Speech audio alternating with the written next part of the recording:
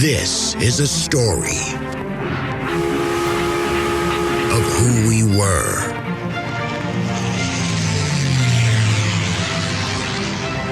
how we got here. Houston, the Eagle has landed. Roger, Tranquility. And where we are going.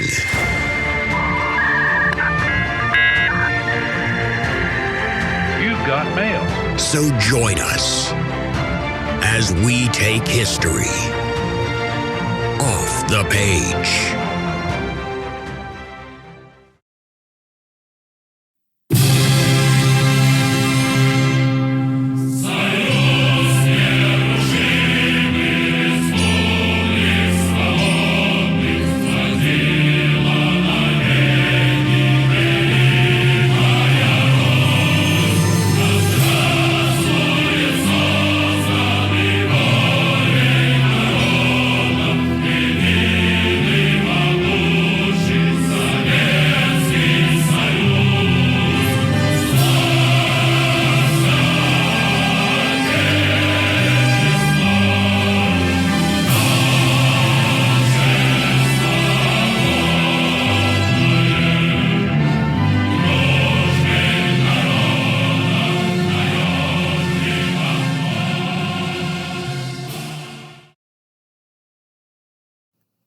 Hello, everyone, and welcome back to the second episode in our discussion of Stalin and Stalinism. The tune you were just listening to was a portion of the old Soviet national anthem, at least the version that was written in 1944 by Sergei Mikhalkov and Gabriel Arkadyevich Ureklian, with music by Alexander Alexandrov. The tune replaced the old communist anthem, the Internationale, which had long been the kind of national anthem, if you will, of communism. But of course, World War II makes this a little problematic. How can you have communist USSR talking about spreading worldwide revolution at the same time that it's got a very active and very important alliance with the Western powers, the United States, the United Kingdom, and to some extent, France? Right? The Soviets can't be talking about fomenting revolution worldwide. They need to focus on defeating Germany. And so they get rid of the old kind of cosmopolitan revolutionary song, which is really anti-national, right? It's called the Internationale. And they replace it with something that is more specifically Soviet, something that is more specifically, one could argue, maybe not Russian, but kind of within the boundaries of the old Russian Empire. Now, true to the Soviet spirit, the tune was not in and of itself actually original, but it was borrowed from a piece of music that Alexandrov had written in 1938 called Life Has Become Better, which itself was based on a 1935 quote by, of course, none other than Joseph Stalin. And of course, as those of you who listened to the podcast on Louis XIV know, when you're an artist in a country with a cult of personality, of course you name things after the boss. Of course you pick up his citations, you honor the leader in a way that kind of wins you favor, right? The idea of a patronage system, very, very clear to someone like Louis XIV. Stalin and many other Bolsheviks have very similar systems set up where they believe very strongly in patronage, if more in practice than in theory. Anyway, to get back to the song itself, it's basically a quick summation of Soviet history, which is portrayed as this triumphal march towards liberty and freedom. As the refrain, or one of the refrains in the 1944 version goes, "Through storms, the sun of freedom shone on us, and great Lenin illuminated our path. Stalin taught us to be faithful to the people. To labor and achievements, we were inspired." Now, as national anthems go, the Soviet anthem isn't particularly surprising, right? This kind of flowery, dramatic language. Most of these types of songs are about national glory, freedom. Some of them mix in history, some of them not quite as explicitly. But the lyrics of this song might surprise some of you, especially those of you that just listened to our previous episode on the history of life in the Soviet Union under Stalin.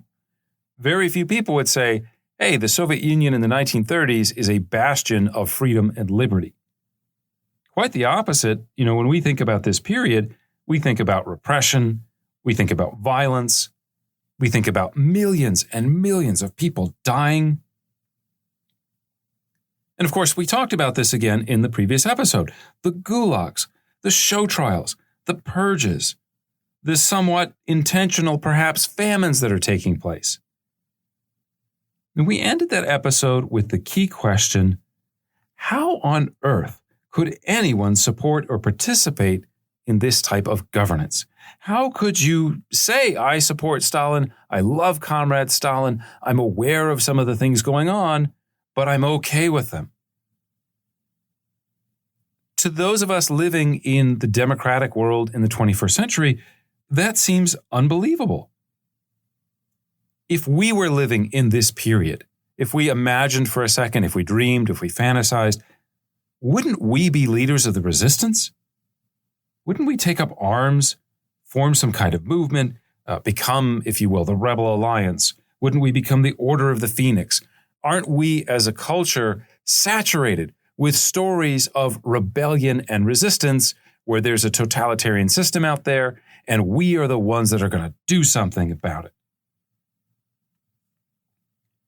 Now, if we want to be more realistic, of course, it's very hard to take up arms against movements that are oppressing you, that you don't like. Even if you, on a personal level, are okay sacrificing your own life, one of the things that can often happen is I do something, I act in terms of violence against a dictator. That dictator will not only react with violence against me, but also against my family, against my friends, against my ethnic group. Right? People always like to say, oh, what if you could have assassinated Hitler? Wouldn't that be awesome? Wouldn't that have saved millions of lives? Well, look at what happens in 1938 when a Jew named Herschel Grienspan used violence against the local German consulate in Paris. He basically assassinates the guy, and the Nazis' response to that is Kristallnacht. And I know we haven't covered this yet in the podcast series. We'll get into that in a couple episodes. But it's very, very hard to actually actively take up the idea of resistance. It's much easier to fantasize about it or to, kind of pretend like you're doing it. But if we were in this type of system, wouldn't we not at least shun the system? Maybe we would put up with it. Maybe we would kind of not turn a blind eye to it, but we would just say, there's not much I can do about it, but I don't like it. Right? If you've ever watched Star Wars: A New Hope, when Lucas first introduced the story, he says something like, I don't like the Empire, but there's nothing I can really do about it from here.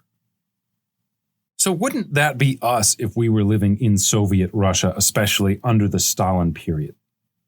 Not to validate it, not to pretend that the emperor has fine clothes, or that 2 + 2 = 5, or whatever other kind of cultural device you want to use to explain the idea, the irrationality, the insanity, if you will, of a totalitarian system. And yet, as we know, millions of Soviet citizens did support Stalinism, did participate in it, did legitimate it. So again, the question is why? And this is the issue that we're going to try to get at in today's episode, which will discuss what life was like in Stalin's Soviet Union beyond the more sensational aspects of violence that we discussed in part 1. Now, part of the answer to this question is illustrated by the national anthem that I just played for you. In this idea in particular of historical progress and glory that I just mentioned. Because when most Soviet citizens thought about Stalin and his leadership, at least in the 1930s, they're not thinking primarily of work camps or famines or trials. They're not thinking exclusively of repression. Now, they are aware that some of it's going on, right? The purges are in the newspapers every day. But they're also portrayed in a way where, you have Zinoviev, you have Kamenev, you have Bukharin. They are admitting to crimes, right? And then they're not bragging about, then this guy was lied to and shot and his whole family was shot. Right? They don't frame it in those explicit terms. They find ways to kind of frame it in ways that become seemingly morally justifiable. So what people think about, what they celebrate, what they concentrate on in the 1930s is not the repressive aspect of it, but it's the glory. They think about things like the Moscow metro. Now, those of you that live in big cities and urban areas that have metros, especially those of you that might live in New York, you're going, wait, a metro? A subway? I don't think of the New York subway system as being this amazing cultural achievement. Very few people, I would say, get on the New York subway and go, oh, this is pleasant. This is amazing. I'm so proud of our transit system. It's more of an experience. It's more of a, oh my God, look at the rust on the tracks, on the walls. They tend to be very wet. It tends to be very hard to manage mold and things like that. There's not a lot of fresh air. But this is very different than the Moscow Metro. The Moscow Metro was planned in the 1930s, and the system was not just supposed to be a representation of the new Soviet civilization in terms of industrialization, right? It's going to be modern. It's going to be a heck of a lot faster than riding on a cart and a donkey or a horse, which is basically in the 1930s what most people are doing in Moscow. You don't have a lot of cars yet. You don't have a lot of paved roads in the Soviet Union, and you won't for some time. But the Moscow Metro is also supposed to show the beauty of the communist system, the beauty of transforming an area that is part of mass society into kind of like a mass popular palace. If you go to Russia today, if you go to Moscow and you see some of these places, it's not only, oh, well, we got trains, they're fast, something like that. We're talking about these, again, beautiful, almost palatial-like rooms. Much of the Moscow Metro built in the 1930s is built out of marble. The walls are built out of marble. The architects of the subway system are not just thinking in terms of functionality, in terms of, okay, how do I get people here, there? How do I, always balance costs, things like that? They are thinking about the notion of light. They build these massive, high vaulted ceilings, and they have these great chandeliers that are included in them. As I said, the walls are literally made of marble. And they're often decorated with bas reliefs that celebrate some aspect of Soviet society. And when I say celebrate aspects of Soviet society, I don't mean the aristocrats. I don't mean the czar. I don't mean the, Ivan the Terrible or something like that. They celebrate ordinary people. They are reliefs of the working man and the working woman building communism, achieving social harmony. And it really celebrates, again, the people. Now, whether or not the people themselves are actually being treated as royalty, just the fact that they are receiving attention, that they are being lionized, that in some ways they're, in an abstract way, literally being treated like kings and queens, that psychologically is a whole different world from the imperial period, when the ordinary person didn't really matter for much. It's the nobles, it's the czar. Those are the people that are celebrated as being big deals. So again, the Moscow Metro is this symbol of modernity. It's a symbol of triumph. It's a symbol of technology and industrialization. But it's also beautiful. And so it becomes, again, for many people, a sign that communism is working, especially in the mid-1930s, right? Think about the United States in the mid-1930s. Think about Germany in the early 1930s. You have the Great Depression going on. You have the Dust Bowl going on. This is not a land of beauty for most people.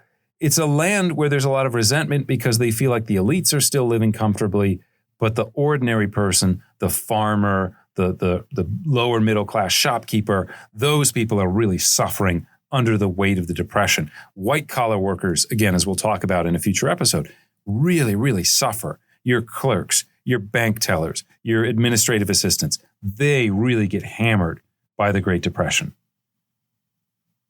But in communism, ordinary people are celebrated through these kind of palaces like the Moscow Metro. And this is the key point that makes the entire Stalinist system seem viable to those who support it. Because, again, it's not just the story of a party or a politician seizing power for power's sake. It is all done in the name of the higher purpose of modernizing the old Russian Empire, of creating this utopian future that not only Marx, but also many Russian critics and intellectuals had literally dreamed about for decades or at least a century if you even want to go back that far. And so to many people, the loss of rights, the breakdown of the rule of law, the public violence, even the material shortages that we're going to talk about in just a second, all of this seems like a fair and temporary price to pay for the transformation of Soviet society. So again, just to highlight this, Stalinism didn't just happen because Stalin or his lieutenants or even large numbers of his supporters were evil. It happened, one could argue, because many of those same people convinced themselves that it was acceptable to use evil or violent means, if you prefer, to achieve these larger altruistic goals. And just to be kind of blunt about it, that is the secret as to why bad things happen in history. It's very, very rare that people say, I am going to do bad things, I am going to be violent, I am going to use illegitimate means to achieve my ends, which are wicked and selfish and bad. It is much more common that they find ways to intellectually justify their actions. Yes, I know that shooting an unarmed civilian is a bad thing in and of itself, is perhaps amoral, but this civilian is responsible for the suffering of others. This civilian is a representative of the group that I'm at war with. By taking this illegitimate action now, I can bring the world towards better sort of social harmony, moral unity. I can bend that arc of justice myself by using means that otherwise would be illegitimate. That is such a key explanation as to why certain things, negative things, happen in history. Okay, enough moralizing. You guys did not come here to get a soapbox speech from Dr. Hansen. You came here because you wanted to learn more about the Soviet Union. And so let's get into the details about the Soviet economy.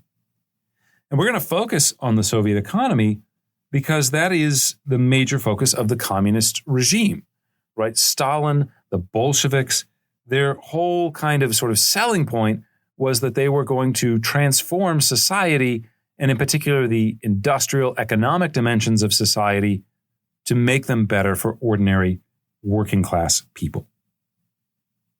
Now, at the heart of this effort was a series of 5-year plans which they believed could implement industrialization in a controlled and rationalized way.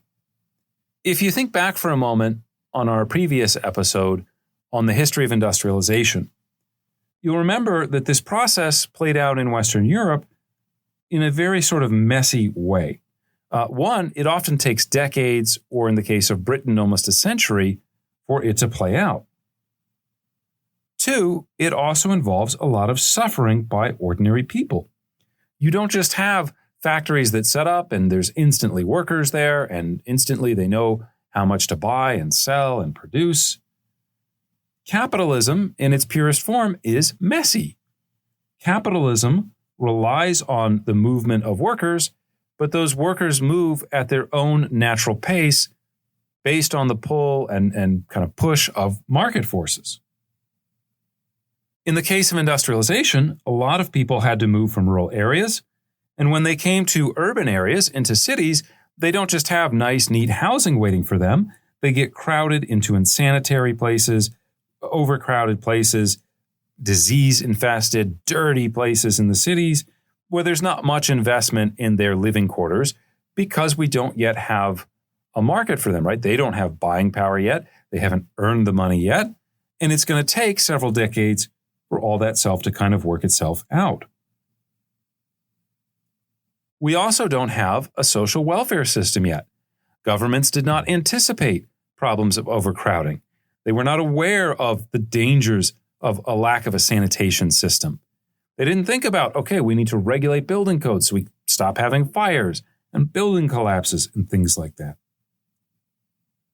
So on the one hand, at the beginning of industrialization, it's a very difficult process because a lot of the structures that make capitalism work today and make it more equitable than at least it was, they're not in place yet. Also, and again, markets are messy. Markets involve a lot of startups and a lot of failures. They need time in order to operate, right? Somebody has to start a business, but a lot of businesses don't work.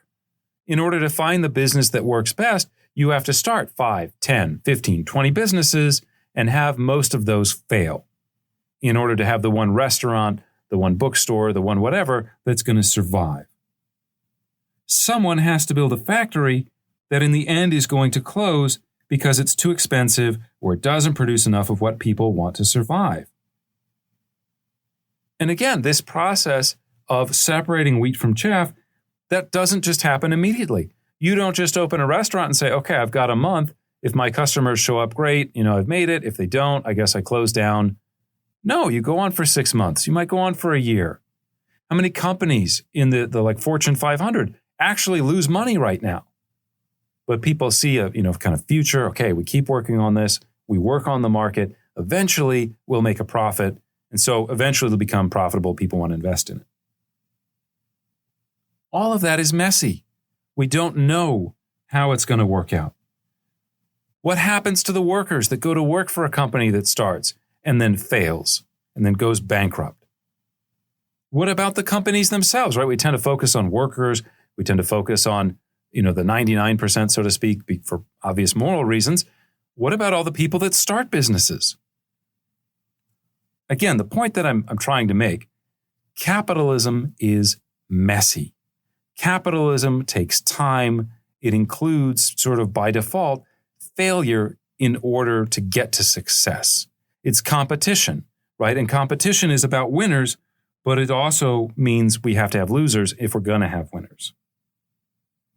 Now, in the early days of communism, all of this messiness is looked at as necessary because you needed the experience of being exploited to make you aware of your class status. And I should just clarify, when I say communism, I don't mean communism in Russia and the Soviet Union. I mean going back to the middle of the 19th century. Someone like Karl Marx and Friedrich Engels, they obviously are very critical of capitalism. They don't love it, but they kind of say, we need to go through this stage in history. The workers need to be exploited because that's how they learn their class consciousness. I can't gain it any other way. I have to go through the primary experience of exploitation myself to realize that it's there. Now, for Russian Marxists in the late 19th century, however, this chronology was somewhat problematic, since for the most part, Russia, of course, had yet to industrialize on the eve of World War I. The question then arose for these socialists and these Marxists, was it more important to push for industrialization and liberalization? Did you want to get to capitalism first so that the workers could get exploited, could get their class consciousness? Or as Lenin would argue at the beginning of the 20th century, could one proceed directly to communism? Could you teach workers the consciousness that they were going to develop one day anyway? And after a brief attempt in the early days of the revolution to implement communism from above, abolish money, we talked about this in the immediate aftermath of the Bolshevik Revolution, right? They try to create a real communist economy. The Bolsheviks basically stage a tactical economic retreat in 1921, allowing some private enterprise in order to keep the economy afloat. But by the late 1920s, some Bolsheviks, including most importantly Joseph Stalin, began to push to industrialize and socialize the Soviet economy. And here, the basic idea was that the party could use reason to speed up the overall process. Instead of waiting, as we mentioned, for the messiness of capitalism, which, by the way, also includes accumulating the capital in the first place to build the factories, to go through the trial and error process that I mentioned of finding markets, to be able to make profits, to attract and hold on to a capable workforce, why not simply just have an expert figure out what the most rational use of the resources were? Figure out, okay, what is it that the people really need? Okay, well, we'll just build this factory in this place. It will produce X number of shoes or tractors or whatever. And we can kind of jump ahead of or anticipate the messiness inherent in capitalism. We don't have to go through all that struggle and trial and error. We can just kind of choreograph and plan out the whole thing from the beginning, and in doing so, eliminate a lot of the conflict that goes with capitalism and production, especially in this early period. And so in August of 1928, they announced the first of what became known as the 5-year plans. Coordinated by a central planning agency known as Gosplan, it directed all economic resources in the country, while also setting targets for production and productivity. In particular, the first plan was supposed to put a heavy focus on the idea of heavy industry. Right? If you are building a new industrialized society, one of the things you're going to need are a bunch of industrial goods and products. If I want to mechanize the production of wheat and corn and grain, well, I need a factory that's going to build a lot of tractors first. And so instead of waiting for the market to develop, the first 5-year plan says we can build those tractor factories right from the beginning and start mass producing those to get ahead in terms of grain production. Another thing that they really like are chemical plants, steel plants, right? Think about the productive engines that you need in order to build a mechanized, industrialized society. That is going to be the focus of these first 5-year plans. And the question of, do the people have shoes? Do they have blankets, coats? Indeed, do they have food? This is something that they're going to put off until later. Now, while this might not sound like such a big deal, keep in mind again that industrialization was the central focus of the Bolshevik Revolution. It was the ultimate promise that the party had made to the people going back to, let's say, 1917. And so these 5-year plans are not just released to the public like some sort of report on, I don't know if you guys watch like CNBC or Bloomberg. All right, there's all these financial TV stations now or radio stations, right? And they go, oh, we've got breaking news. We're going to find out about the interest rates and the 10s and the 2s and the 5s. Most of us normal people are like, I have no idea what you're talking about. I'm not going to watch CNBC. It's going to put me to sleep. It doesn't, what would that mean to me? These 5-year plans are introduced to the public with a great deal of fanfare. They are part of the propaganda of the Bolshevik regime. And they are framed almost in like military style or military-like terms. The idea here is not just that, oh, well, we need more productivity, we need growth, we need to raise GNP, here's all these statistics. Instead, they say building this factory is like a great victory, winning a great battle in the war to industrialize the Soviet Union before it can be crushed by fascist Germany or potentially capitalist France or the UK or the US or whoever. Workers are not just sent, go find a job, try to make a good living. Let's just kind of leave it up to the market. Workers are actually organized into things called shock brigades. And these shock brigades consist, in some cases, of tens of thousands of people. And they say, we are behind our sort of production target over here. We are behind the construction timeline for this thing. If you are a loyal party member, if you believe in the goals of communism, grab your shovel, grab your pitchfork, whatever, show up and help us build whatever it is. And so you literally have people showing up at a job site to lead the final push towards completing the project or the target for that period. Now, the most productive, the most enthusiastic workers are also singled out by Bolshevik leaders, Communist Party leaders, and then they are celebrated as heroes of Soviet labor. The guy who says, okay, I know I'm supposed to be at my construction site at 8, but I'm here at 6 a.m., because I care so much about the Soviet Union, I care so much about my fellow workers. I'm not here for the money, I'm here for society. That person is rewarded. Sometimes these rewards will be kind of very direct and very light. There is, as we'll see in just a minute, a lot of scarcity in terms of resources. How do we decide who gets one of the nice new apartments in downtown Moscow that's built? We have 100,000 people that want one. Who are going to be the lucky 1,000 that get it? Will those workers that are showing up as the shock brigades, those workers that are bending over backwards, doing everything for the party, they will be rewarded because it is a patronage system. The more enthusiastically you support the party, the more the party will look out for you and kind of take care of its own.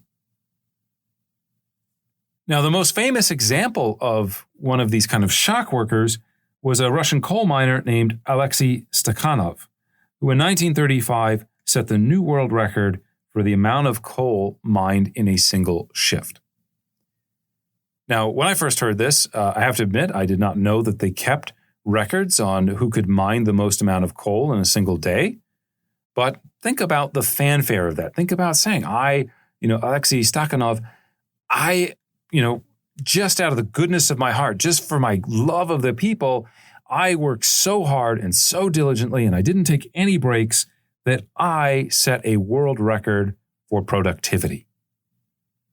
Stakhanov becomes a national hero for the Soviet Union in the 1930s, whose tale of devotion and hard work, again, are used to inspire other workers.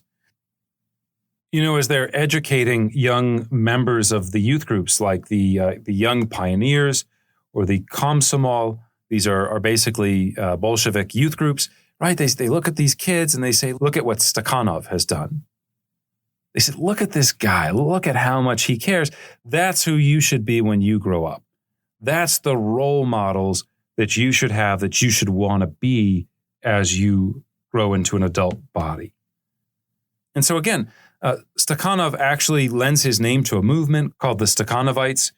It becomes a movement. They have these competitions. Let's see who can do the most. Let's celebrate workers for contributing to the overall goal. Now, this is the kind of carrot, if you will, of Soviet labor. In terms of the stick, or in terms of the normal day-to-day culture of Soviet economy, Soviet labor, it's not quite as friendly or as encouraging or as incentivized as the story that I've just told you. For most people working in the Soviet economy, the idea is to adopt kind of a Bobby Knight or a Vince Lombardi type of attitude, right? You think about someone like Bobby Knight. When Bobby Knight was coaching basketball, did they ever show him on the sidelines and he's just smiling and having fun and he's saying, "Attaboy, you worked really hard. I'm so proud of you." Bobby Knight was a Vince Lombardi too, were examples of an idea of leadership from the 1950s, 60s, 70s, 80s. But it was a style of leadership that was built on motivating you through kind of negative attention, right? This is the idea of kicking and screaming and yelling and telling you that you're just not good enough. You just don't want it bad enough. You're not trying hard enough. And so the typical, again, Soviet management style is built around this idea of motivating you through kind of yelling at you. The industrial targets that are set by Gosplan are not supposed to be real targets in the sense that they expect everyone to hit those targets every year. Instead, they are kind of best case scenario targets. They are targets that are going to push you beyond what you think you are capable of.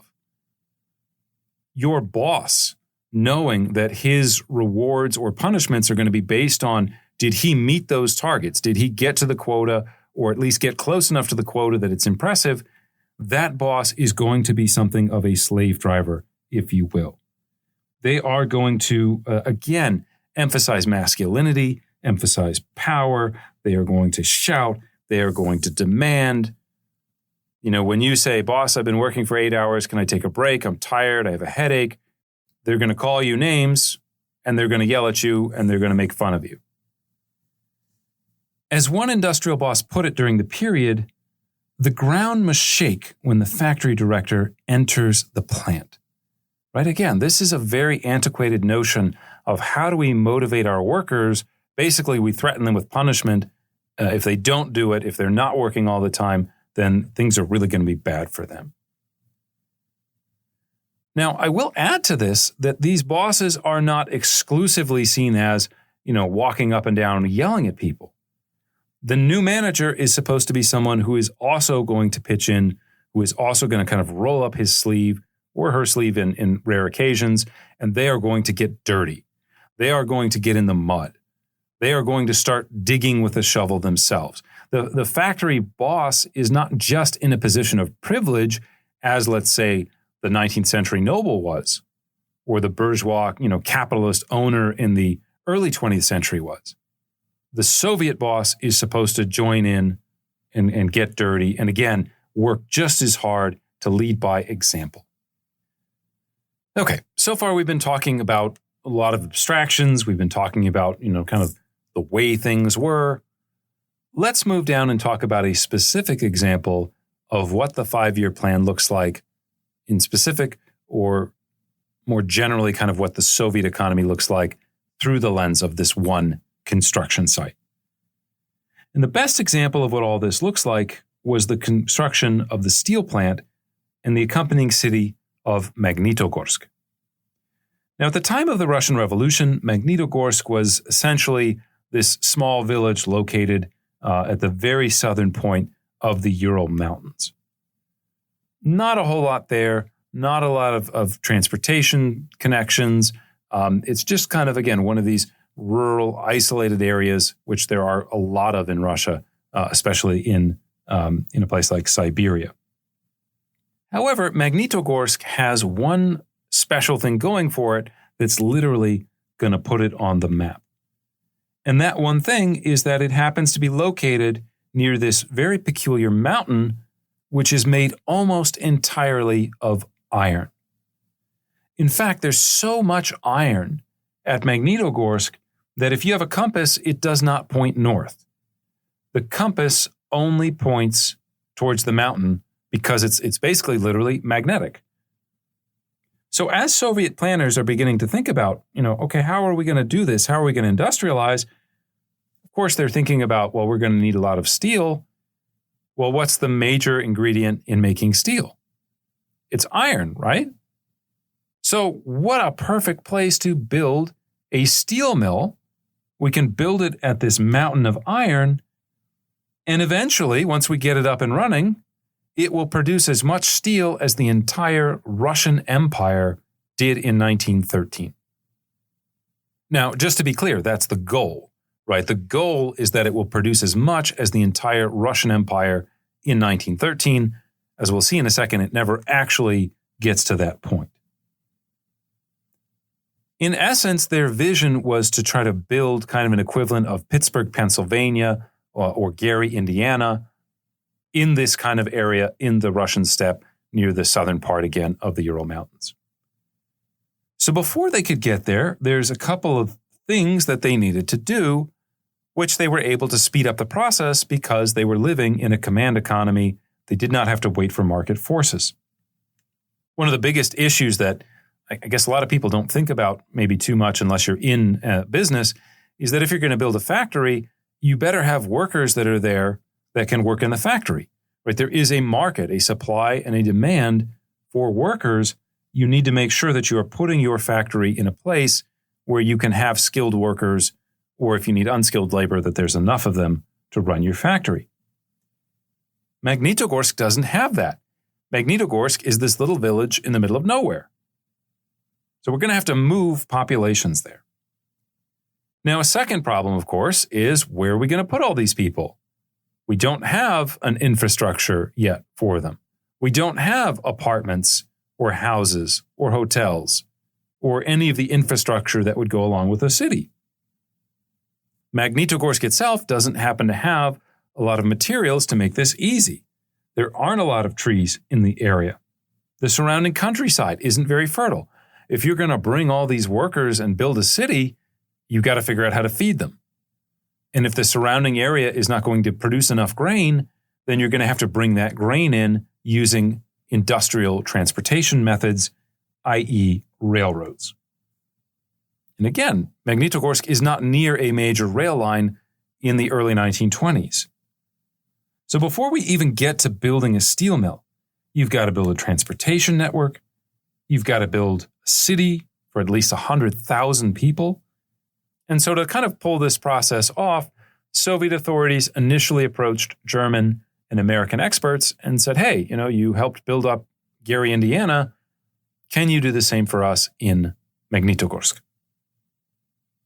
So far, so good. However, there was a deep flaw in the Soviet system, which again was heavily based on the idea of production targets, quotas, etc. Basically, rather than thinking about the end product, rather than thinking about the quality of what you're doing, if you're just trying to meet quotas, if you're just trying to build a building and get it done by a certain date, if you're not thinking about the impact market forces might have on the product, right? If McDonald's starts selling crappy hamburgers, nobody wants to buy their hamburgers, McDonald's will lose a lot of money. So at least in theory, fast food restaurants do think a little bit about the quality of the food they're serving, because if it gets too low, their customers won't buy it. The Soviet Union, of course, has no customers in the classic sense. And so there is this tendency to kind of rush things. There's a tendency to produce things with poor quality. And the construction process of Magnitogorsk is a great example of this problem. Planners were given just 2 months to produce the initial blueprints for the entire city and, of course, then the industrial complex itself. They have to do this before they've ever visited the site and thought about, okay, what is the soil like? Where does the sun come from? Where is the water table? Right? If you're an engineer, you'd like to be able to go to the site, to be able to examine it. The American and German planners involved in developing Magnitogorsk do not get that convenience.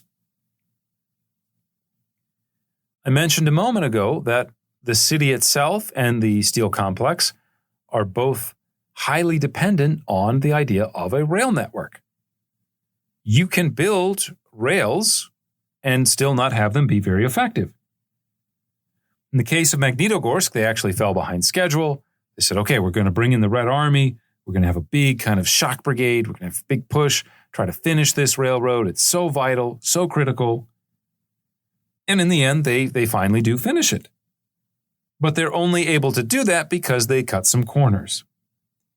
A long stretch of tracks towards the end, for example, they don't include ballast on the railroad ties. So there's nothing actually holding the tracks down.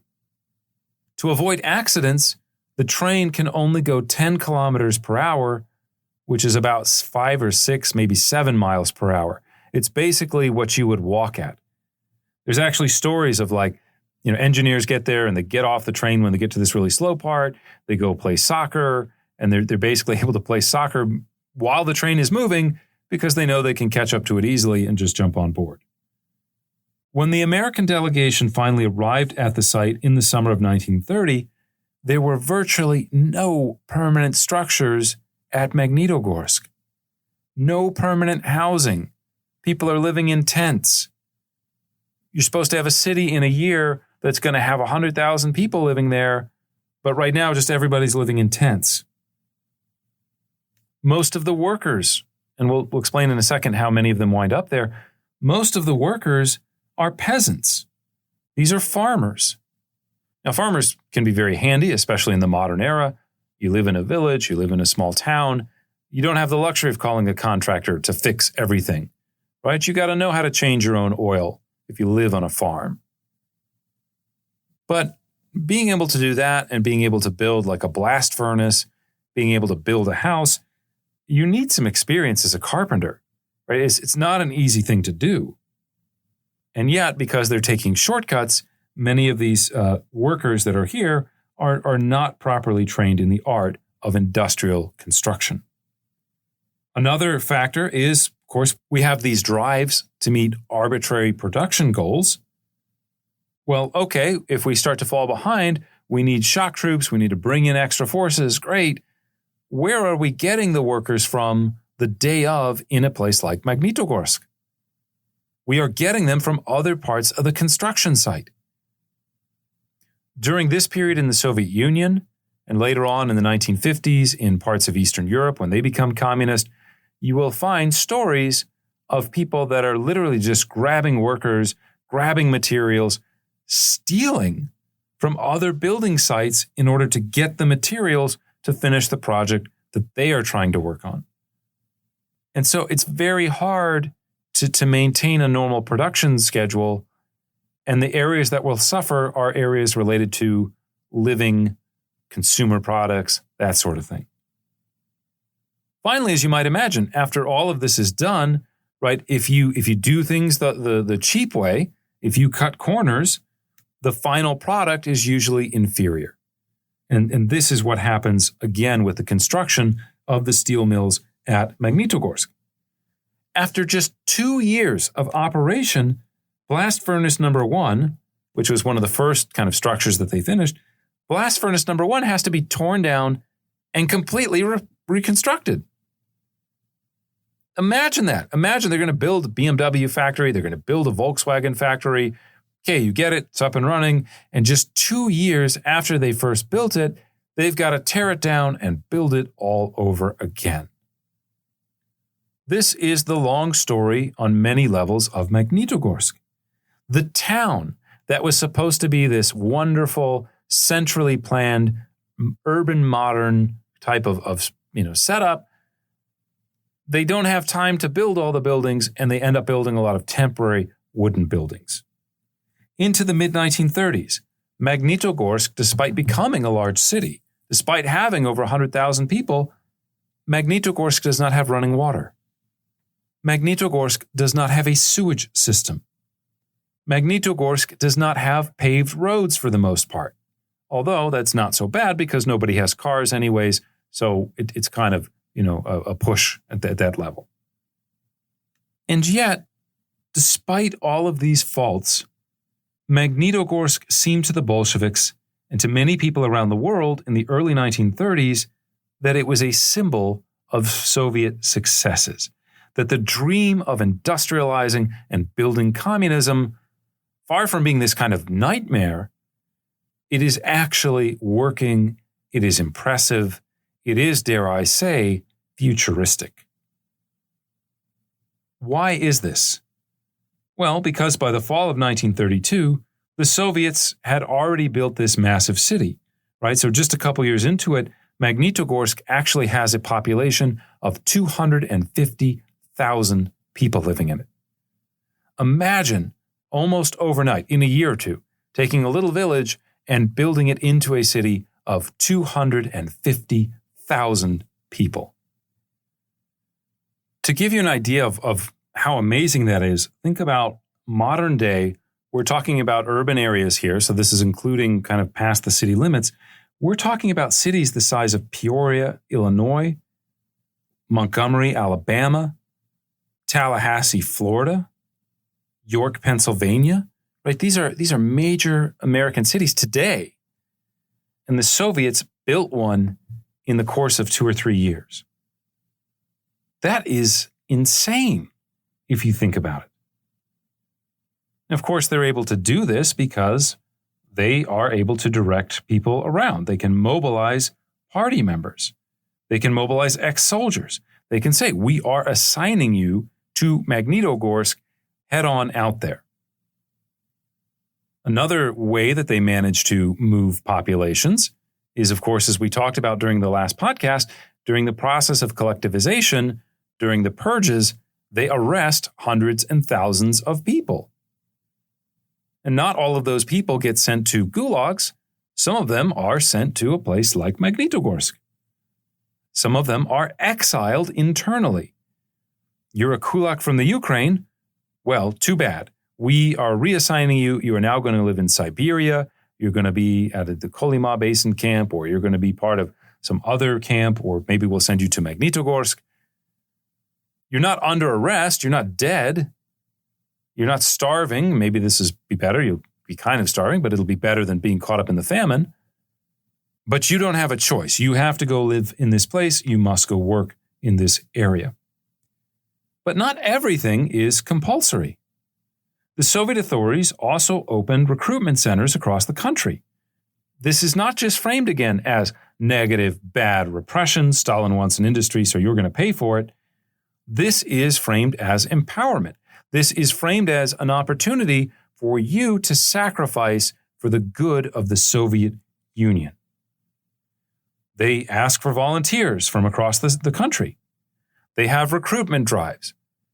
Members of the party will go out to a small remote village, maybe in Central Asia, and they'll say, look, we need 10 men from your village to sign up to come out to help build Magnitogorsk, to do these other construction projects. If you can find 10 people here in the village to come do that, we will make sure that you get a tractor when the next batch comes off the factory assembly line, so to speak. For the people living in that village, hey, a tractor would be wonderful. A tractor could be life-changing. A tractor might even mean the difference between life and death. So this kind of deal with the party, sure, we'll do that. We'll find 10 young men. We'll voluntold them if they're not going to volunteer. But we'll get it done. We mentioned also the power of media, right? This is a culture that is celebrating the Stakhanovs. This is a culture that's celebrating the shock worker, that's celebrating the people, the men and women who are going to go above and beyond. And so if you said, hey, I love the Soviet Union so much, I know that this is such a big deal, I'm going to go out there and work and I'm going to help transform the countryside. When you get back, people are going to look at you and say, that person is loyal, that person needs to be promoted, they need access to the best goods, maybe they're going to go to university now, maybe their kids are going to go to university. But don't underestimate the attraction, again, of this idea of industrializing the Soviet Union. Imagine if we're talking about, the United States is going to go to the moon. Kennedy had talked about it, didn't get to live through it. Johnson was supervising it now as president in mid-1960s. Nixon, I think, is the one who actually gets to witness it. The engineers working on that project are not just working on it because they're getting paid. It's not just a job. There is a great deal of prestige. There is a sense of national accomplishment that it goes along with that. And that's why they stay up late at night working on those incredible mathematical problems, thinking things through, working really hard. They make sacrifices that go beyond financial compensations. And the truth is that in the 1930s, many Soviet citizens did as well. Now, there's a lot more that one could say about the city and steel mill at Magnitogorsk. We don't have a lot of time, so I'm just going to summarize a little bit. As you might expect, the quality of the steel that it produced, having taken all these shortcuts, is not up to the standards or the expectations that Soviet authorities initially had. But it does produce results. By the end of 1938, the Magnitogorsk Steel Works had produced 7.5 million tons of pig iron, 5 million tons of steel. And this is critically important. They have done this at a time when the rest of the capitalist world is in the doldrums.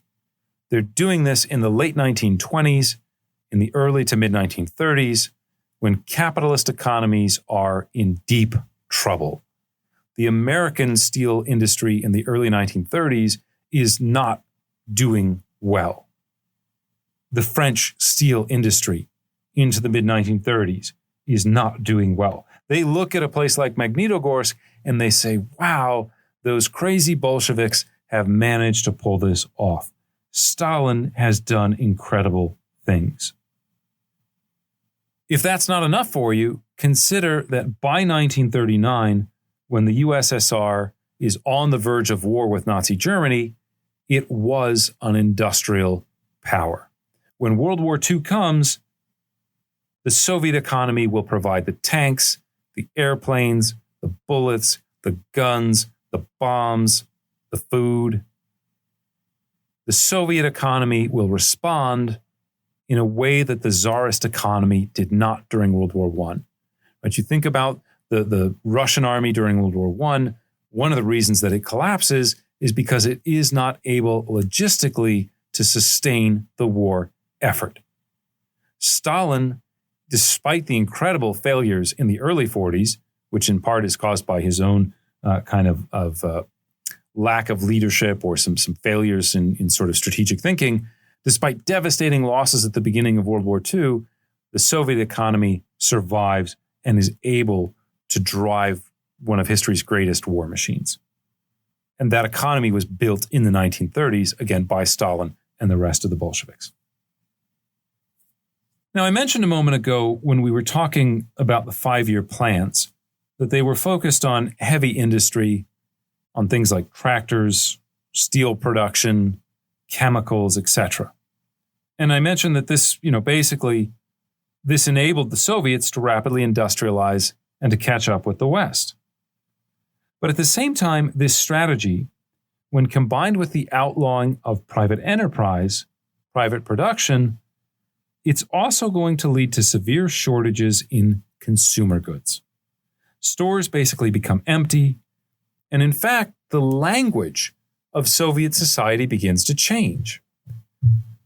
Most of you, when you think about, what you're going to do, you're going to go to the store, you're going to go to the mall later today. You think, I'm going to go out and I'm going to buy something. I'm going to purchase something. In the mid-1930s in the Soviet Union, people stopped talking about buying things because there's literally nothing to buy. Instead, what they talk about is getting things. I'm going to go get something. I might have to trade for it. I might have to barter for it. I might have to buy it on the black market. But the Soviet economy that is so good at preparing for World War II is also really bad at just meeting the basic needs of the population. Just to give you some brief bullet points to kind of drive this point home. By the early 1930s, both shoes and clothes have become incredibly difficult to find in stores. And we think about shoes and clothes as consumer goods today, but you also need them, right? I can't live in a modern society without shoes. Housing, too, is a major problem. As the urban population swells, as they build these factories, as they bring people in, they do not have plans to construct new housing for these millions of people. As late as 1938, the city of Stalingrad, which has close to 500,000 people, has no sewage system. Dnipropetrovsk, which has about 400,000 people, only had a limited sewage system. Its working-class neighborhoods did not have paved streets, didn't have public transportation, electric lights, or even running water. There are massive shortages in terms of diet. We talked in the previous episode a little bit about the Great Famines in 1932-33. We mentioned that is in part a consequence of collectivization, which was an absolute disaster. But think about it this way. In the worst year of the Ukrainian famine, the average married worker in Moscow consumed less than half the bread and flour that a similar person had in St. Petersburg at the turn of the century. So roughly similar kind of urban populations, and they are consuming about half of the calories from bread and flour from the turn of the century. They are consuming under 2/3 of the amount of sugar. That worker's diet consists of almost no fats, very little milk, fruit, and about 1/5 of the amount of meat or fish. Life in the 1930s in the Soviet Union, even if you're not caught up in the purges, in the famines, in the gulag, in all these other kind of horrible things that are going on, life is still pretty darn difficult. So how do people get stuff in an environment where, as I said, there isn't a lot of official production, especially of consumer goods? The answer becomes through informal distribution networks. In other words, you know someone who knows someone who happens to know how to get you something. Now, that might be trading on the black market. That might be saying, I know my friend is in charge of a factory. They're building industrial tools there. I need a hammer. Let me go and see what I might be able to trade my friend for that hammer. That friend who has access to goods might take some of those goods, might steal some of them from their own employer, and use them for their own purposes. For example, an interesting phenomenon that they find at Magnitogorsk is that when they order coal, from the time that it's shipped to the time that it actually shows up in Magnitogorsk, about 30% of it disappears. Now, of course, some of this is coal falling off of the railroad, right? It's bumpy. Sometimes it's not covered in a coal car. But a lot of this is stealing. A lot of this is the engineer pockets a little bit because he knows he can use that coal. He can trade it with other people that he knows. He might be able to get some food or maybe some clothing or some milk or something that he wants. So the guards will take a little bit. The production managers will take a bit. The workers will take a bit. And so you have this kind of systemic inefficiency in the command economy. Because everything is about productions and quotas, and because there isn't enough of it to buy in the stores, there's this kind of secondary market that is created by the leaking out of various goods. As a consequence of this, when the planners are sitting there thinking about how much do I need to order from a particular place, how many resources do I need at my factory, right? When Gosplan is working on the central plan, they start realizing we need to order more than we actually are going to use. We need to order 130% of the coal we need at Magnitogorsk if we want to get 100% of the coal that we actually need to use. And so the whole production process, especially when it's applied to consumer goods, is completely out of whack, completely inefficient. And one could argue in the end, this is what's going to lead to the death of the Soviet Union in the early 1990s. Okay. Now, having gone through this rather long list of pleasantries, many of you are probably wondering, again, why do people support this? Why would you live through Stalin's leadership? Why would you say, I like Comrade Stalin? He's a man of the people. He's a man who really gets it. This is the future that we not only have or deserve, this is a future that we want to be a part of. And again, part of the answer that I've been trying to sketch out here is that for people living through the period, it's about more than just brutality and terror and intimidation. Again, the big part of the answer lies in the overall Soviet project and the dream of building this utopian society. This is seen as a heroic era when, the idea is to overcome some of these problems to secure a better future. Think about, if you're an American, think about the American West. Think about all of the trials and tribulations of the settlers, of the people moving into homesteads on the West, people going through the Oregon Trail. Think about all the awful conditions they went through. They don't just do it for themselves, but for many of them, there is this kind of higher purpose, right? We are settling, we are colonizing, we are building up the country. And we're not going to talk so much about what we're doing to Native Americans. So this idea of progress is fundamental to what's going on.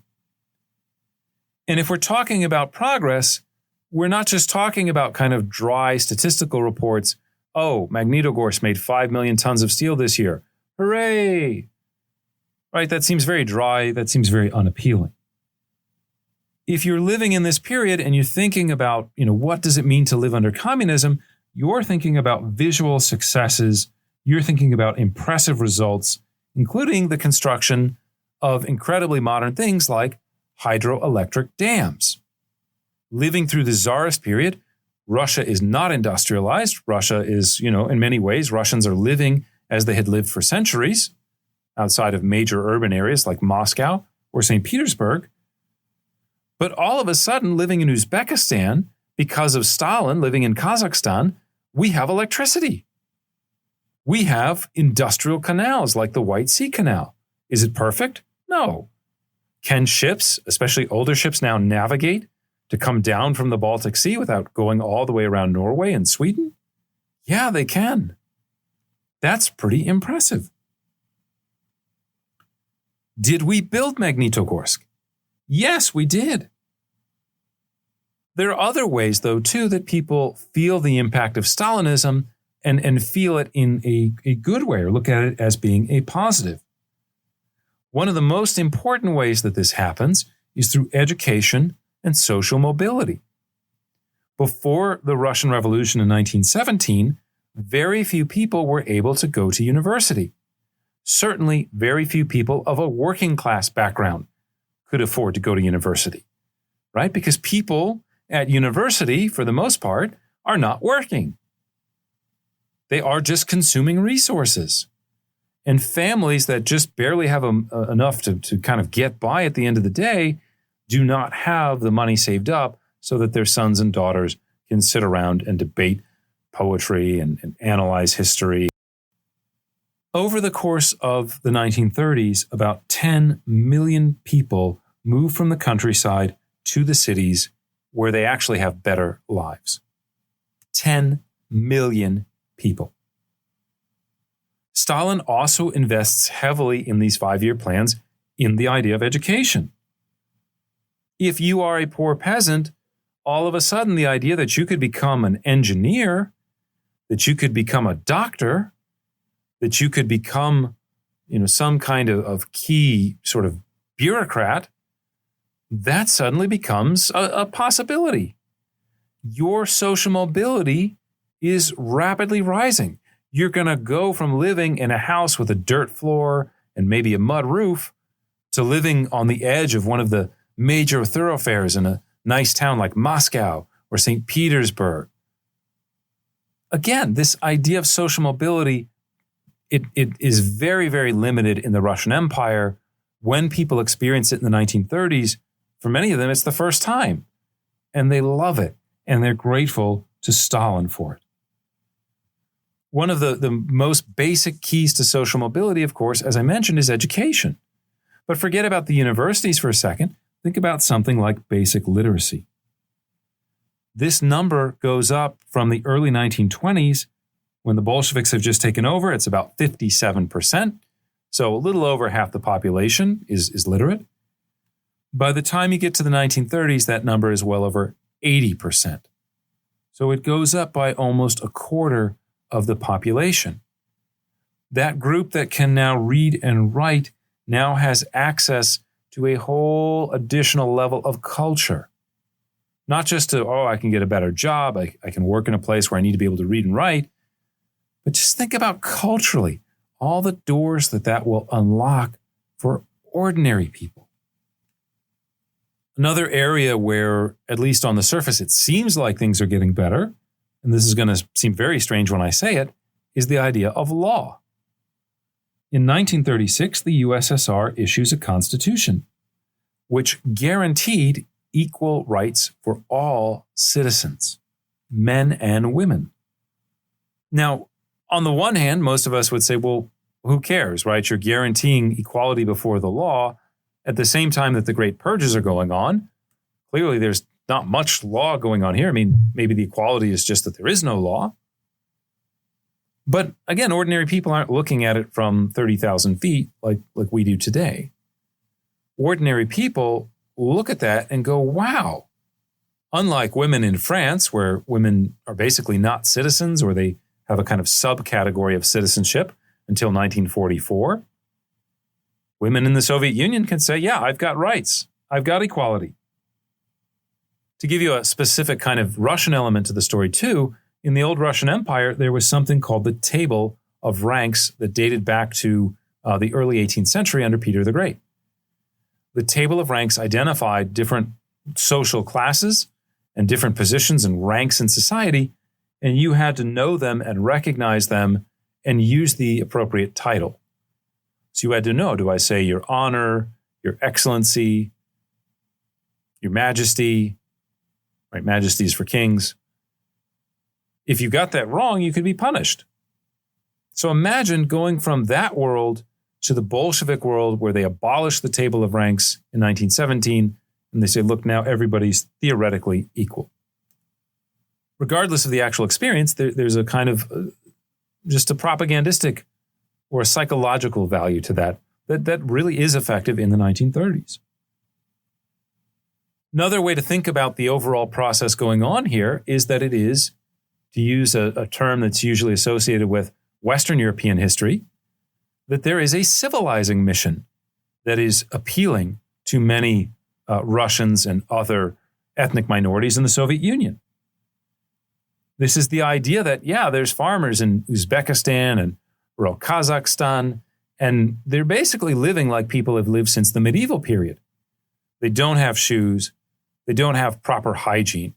They don't brush their teeth. They chew tobacco and they just spit in the room wherever they want. Or they just pee in the corner of the house or on the corner of the house. Because if you're living on a farm, if you're by yourself, who cares if you're picking your nose? What many of these comrades, young, enthusiastic Bolsheviks, what are they going to do? They're going to go out to the countryside. They're not only going to teach communist ideology, they're going to teach civilization. Mikhail, you don't eat with your fingers at the table. You use a fork and a spoon and a knife. You don't just spit everywhere. We're not doing that anymore. Right? You take a bath every now and then. Another one that might be more popular today or more people would appreciate more today. Hey, peasant Mikhail, don't beat your wife. Wife beating is not a good thing for a healthy marriage. Now, in Russian peasant society, there's a lot of wife beating. There's wives that beat their husbands too. This is a big kind of inversion of gender relations that happens. These missionaries, these Soviet apostles, if you will, they go out to the countryside. They tell the people about proper dress. They say, hey, you are Russian, you are Ukrainian, you're Belarusian, whatever. Let us read some classical Russian literature. Let us appreciate classical music. In fact, let's bring a band to the village. We'll play some music so that people get a sense of culture. Now, if you're that farmer, Mikhail, that I keep talking about, do you really care about listening to Tchaikovsky? Maybe not. Maybe this is all annoying and you're starving, or you were just starving and you're like, this is not what I care about. I'm not a big fan of this. But to the young Bolsheviks that are showing up, it doesn't matter. They like the idea. It buys them into Stalinism. Okay, so I've just as I've just kind of been trying to point out to you, this story of cultural and technical progression proved to be very powerful in the nascent Soviet Union. Dare I say, inspiring even to the generation that experienced it. I mentioned earlier that Stalin had largely framed the drive for industrialization as a military conflict, a battle for the future of the Soviet people. When one fights and wins a heroic battle, one usually thinks more about the importance of the cause and celebrates the victory than you think about the costs that it took to win that battle or war. Think of something for American audiences like the D-Day landings. Do you ever really hear people talking about the costs of the operation, the number of Americans who died storming the beaches of Normandy? Sometimes you do, but those losses are almost always placed into the larger context that justifies their sacrifice. Yes, about 29,000 Americans died in storming the Normandy beaches. But again, their sacrifices helped end the war and helped liberate Western Europe. We spend a lot more time as historians thinking and talking about the second part of that sentence, the second part of that narrative of the meaning of the sacrifice, than we do about the cost. One can argue in the Soviet Union it is somewhat similar. While there is plenty of violence and repression and suffering in Soviet society under Stalin, and people are certainly aware of some aspects of it, they place this within context. They place this within the idea that they are living through a revolutionary struggle to industrialize the Soviet Union, to secure, from a national perspective, the freedom and future prosperity of the Soviet people. Would you be willing to suffer? Would you be willing to go without, if we had shortages, if we had rolling blackouts or something like that, but it was a national emergency. If you went to Ukraine today, how many people are saying, oh gosh, we have these rolling blackouts, this is terrible.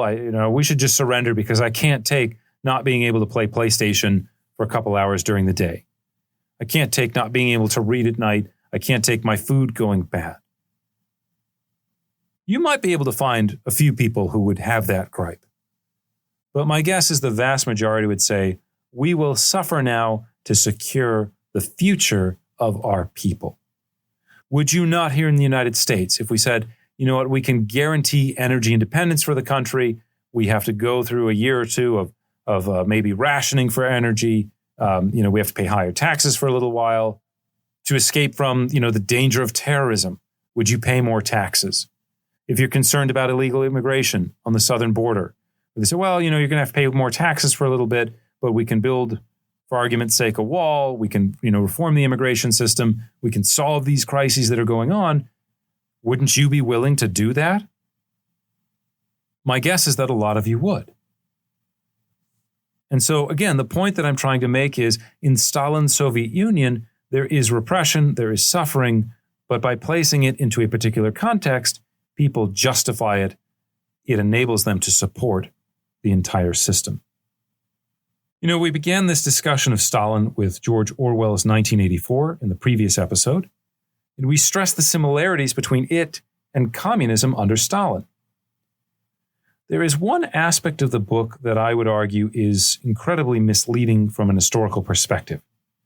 And this is the idea that the party stood only for power, that it was conscious of the fact that its repressive measures were undertaken simply for its own sake, right? We celebrate power just for the sake of power, O'Brien kind of argues at the end. The direct quote that he tells Winston is, quote, "The party seeks power entirely for its own sake. We are not interested in the good of others. We are interested solely in power, pure power. What pure power means, you will understand presently. We are different from the oligarchies of the past in that we know what we are doing." End quote, right? So they're not lost in some kind of fantasy, some kind of misleading idea about what they're doing. Having studied a variety of totalitarian movements, including both Soviet communism and Nazism in Germany, I can tell you that people are rarely comfortable again with this notion. Instead, the key thing that allows them to participate in these types of systems is that they come to justify it through the belief in some higher purpose for their actions. Power is very rarely acquired because I want power, or because I need it in order to achieve some goal, because I tell myself, I just want to be president or dictator or pope or whatever. I want to be the president of the university just because I want power. Very, very few people can be that directly and brutally honest with themselves. More commonly, people acquire power because they've told themselves that they need it in order to achieve some goal. Emancipating the working classes, protecting the race or the nation, defending our homes from those invaders. Violence in this way can be legitimized even when we think it should not be, right? Even when we understand that the use of violence is illegitimate, we find a way to legitimize it by appealing to this idea that the ends justify the means. Embracing this idea that if I am not willing to use violence, then I risk the loss of things that I hold dear. This ideological aspect of the construction and unfolding of communism in Russia, or the Soviet Union later, is so critical to understanding why things happened the way that they did. It helps explain why violence became such a core part of the Bolshevik system, leading literally to the deaths of millions and millions of people. They did it not because they thought it was acceptable, but because they came to see it as necessary component of a larger heroic project. Something to keep in mind as we head towards the future. Okay, that's our show for today, and that's the end of this, again, 4-part series on the early history of communism. In our next episode, we'll switch gears a bit and talk a little bit about something that's a little bit more fun. We're going to get into the Roaring '20s in Europe, and that'll give us a nice break before we launch into, again, a kind of multi-episode series on the history of Nazism, getting at some of these big topics. How does Hitler come to power? Why does the Holocaust happen? Etc. If you'd like more information about the topics that we discussed today, you can find links to our sources, as well as book and movie recommendations on our website, www.historyoffthepage.com. Once again, that's www.historyoffthepage.com. Okay. I'd like to thank you again, everyone, today for listening, and we hope you'll join us next time as we take history off the page.